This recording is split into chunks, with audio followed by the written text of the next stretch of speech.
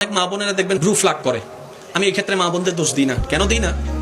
বেশিরভাগ ক্ষেত্রে কোনো মা বোন ইচ্ছা করে ব্রু ফ্লাগ শুরু করে না, হয়তো কারো তালে পড়ে, আর না হয় বিউটি পার্লারের মধ্যে যিনি যখন সাজতে গিয়েছিলেন তখন ওনাকে না বলে সুন্দর করে ব্রু ফ্লাগ করে দিয়েছেন, এরপর থেকে বারবার করা লাগে। এবার বলেন, আমাদের সবার ব্রু আছে না? আচ্ছা, আপনার আমার কি প্রতি মাসে ব্রু কাটা লাগে? এটা কি বেড়ে যায়?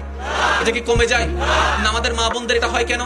যতদিন পর্যন্ত আল্লাহর কুদরতের উপর হাত দেয় নাই ততদিন নরমাল ছিল, বাড়েও নাই কমেও নাই, অতিরিক্তর কোনো অবকাশ ছিল না। কিন্তু যখন থেকে একবার হাত লাগানো শুরু হয়েছে, দেখা যায় এখান থেকে বাড়ে, এখান থেকে বাড়ে, এদিক থেকে বাড়ে, 3-4 মাস 5 মাস 6 মাস ব্রু ফ্লাগ না করলে অগোছালো হয়ে যায়, একদম অসুন্দর দেখা যায়। আমার মা বোনেরা ওই সৌন্দর্যের দিকে ফোকাস দিতে গিয়ে আবার ব্রু ফ্লাগ করে, বারবার করতে থাকে। হয়তো 20 বছরে করবেন, 30 বছরে করবেন, 40 বছরে করবেন, কিন্তু আপনি তো যখন 60 বছর হবে, আল্লাহ চাহে তো যদি হায়াত থাকে 70 বছর হবে, তখন তো আপনি চাইলেও তার ব্রু ফ্লাগ করতে যেতে পারবেন না। এটা আপনার বয়সের সাথে ম্যাচিং হবে না, আপনার শরীরের শক্তির সাথে ম্যাচিং হবে না। কিন্তু তখন যদি আপনার এই ব্রুগুলো এমন হতে থাকে, এবার আমার মা বোন যদি কোনো থেকে কেউ যদি বলে আমি তো ভাইয়া ভুল করেছি, এখন আমি কি করতে পারি? আমি শুধু এতটুকু বলবো, বোন নিরাশ হয়েন না, আপনার রহমান বড় রহমতদার, রহমতদার।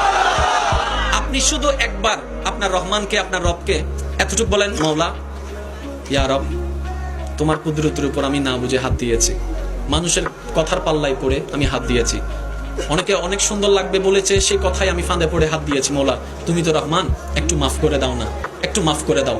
এদিকে আপনার রব মাফ করবে, এদিকে আপনার ব্রু আগের চেয়ে আরো বেশি সুন্দর হওয়া শুরু করবে।